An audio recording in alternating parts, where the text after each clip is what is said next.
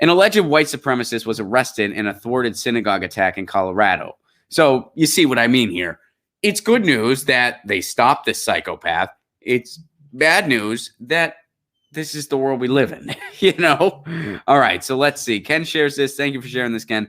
Alleged white supremacist arrested in thwarted synagogue attack in Colorado. The FBI says, holy shit, that is a creepy looking person.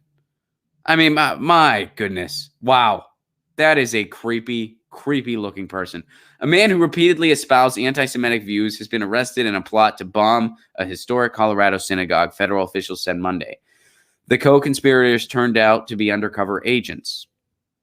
Court documents say Richard Hulser was arrested Friday in Pueblo just after the agents brought him what were supposedly 2 pipe bombs along with dynamite to blow up Temple Emmanuel. In fact, the undercover agents had phony bombs incapable of causing damage. The agent said Hulser described the inert explosives as absolutely gorgeous. I can't imagine anybody doing that. Oh, wait. Except for Brian Williams when he said, I'm guided by the beauty of our weapons and invoked Leonard Cohen's name when the United States was dropping bombs. Except our media, who does that all the time. But it's okay when you do that in the name of imperialism, I guess. All right. He had allegedly earlier made threatening comments about Pueblo's Jewish community, said he wanted to plot something that tells them they are not welcome in this town. Wow. So Hulser, 27, faces 1 count of attempting to obstruct religious exercise by force using explosives and fire, a federal hate crime. He made his first court appearance Monday to answer the charges officials described as domestic terrorism. Wow. So they said that the agents first learned of Hulser via a tip about his social media comments and determined he posed a threat to the Jewish community. A task force launched an investigation, and through their efforts, we thwarted an imminent threat to our community. An undercover FBI agent purporting to be a woman who supports white supremacy, they contacted him on Facebook, where he had allegedly used several accounts to promote white supremacist ideology and acts of racially motivated violence, according to the complaint. He allegedly made a reference to a racial holy war and said he was going to Temple Emmanuel to scope it out.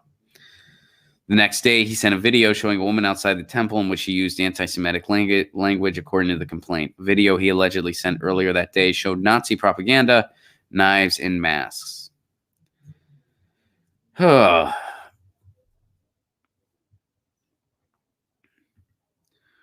I guess there's still some questions here as was he actually planning an attack, or did they just bring these things to him and say, we're going to do this?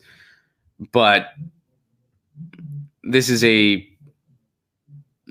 grossly disturbing situation on so many levels, on pretty much every level. It is grossly disturbing. Fortunately, no attack took place, but man, I mean, and it's one of those things we talk about. The beauty of the internet is everybody can find their circle. The horrific thing of the internet is everyone can find their circle. And, I remember when the synagogue shooting happened in Pittsburgh, we covered it on this show. I had just gotten back from leaving the country.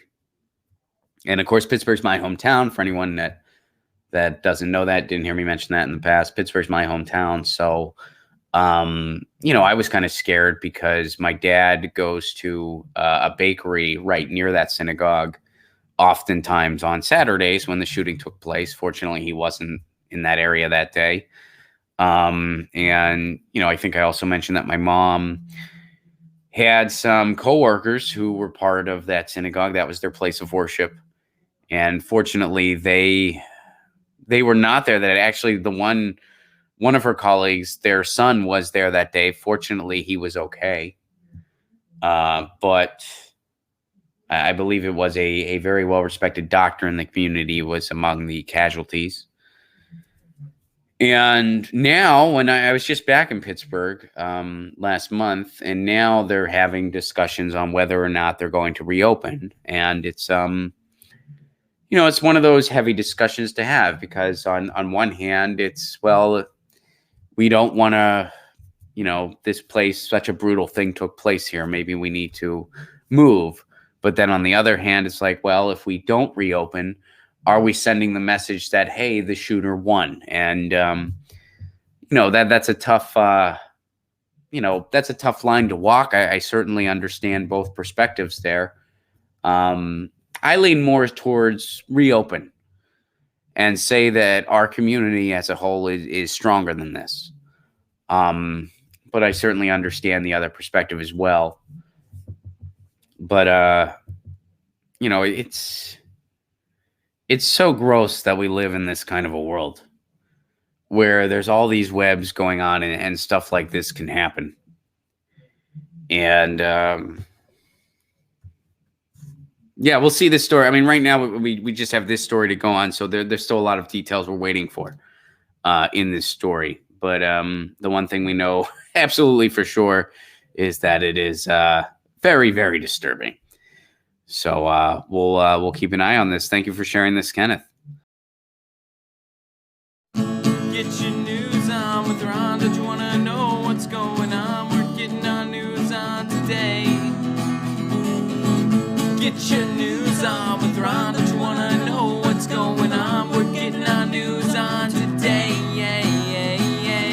You can tweet me an article at Ron Placone. We'll go through it together and